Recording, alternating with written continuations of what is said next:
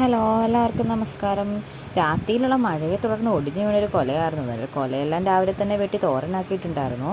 അതിൻ്റെ ബാക്കിയുള്ള ഭാഗത്തുനിന്നും പിണ്ടിയെടുക്കുന്ന പരിപാടിയാണ് ഇവിടെ കാണുന്നത്. വാഴ കാണുമ്പോൾ എന്താ വലുപ്പമല്ലേ, പക്ഷേ ഓരോ ആവരണങ്ങളായി അഴിച്ചു മാറ്റി അകത്തേക്ക് ചെല്ലുമ്പോഴോ ഇതിനെല്ലാം ഉള്ളിൽ ഒളിച്ചിരിക്കുന്ന ഒരു ഇത്തിരി കുഞ്ഞ്. പക്ഷേ ആൾ കാണാൻ കുഞ്ഞനാണെങ്കിലും അത്ര നിസ്സാരക്കാരനല്ല കേട്ടോ. നമ്മുടെ ശരീരത്തിന് ഏറ്റവും ഗുണപ്രദമായ ഒരു ഐറ്റമാണ്.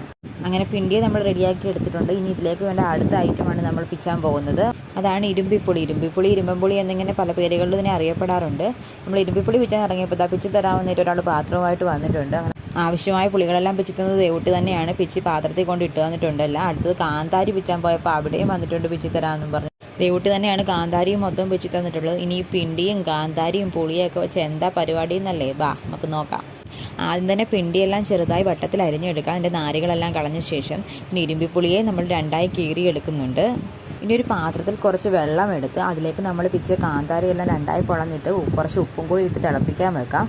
വെള്ളം നന്നായിട്ട് തിളച്ച് വരുമ്പോൾ ഈ പിണ്ടിയും പുളിയും എല്ലാം കൂടി അതിനകത്തോട്ട് ഇട്ട് കൊടുത്ത് നന്നായിട്ടൊന്ന് മിക്സ് ചെയ്യാം. ശേഷം നന്നായിട്ട് തിളച്ച് കഴിയുമ്പോൾ സ്റ്റവ് ഓഫ് ചെയ്യാം. ഇത്രയേ ഉള്ളൂ നമ്മുടെ പരിപാടി. കാര്യം സിമ്പിളാണെങ്കിലും ഏറ്റവും ടേസ്റ്റിയുമാണ്, ഹെൽത്തിയുമാണ്. ഇഷ്ടപ്പെടുന്നവർ തീർച്ചയായും ട്രൈ ചെയ്ത് നോക്കുക. അതുപോലെ നമ്മുടെ ചാനൽ കൂടെ സപ്പോർട്ട് ചെയ്യാൻ മറക്കല്ലേ.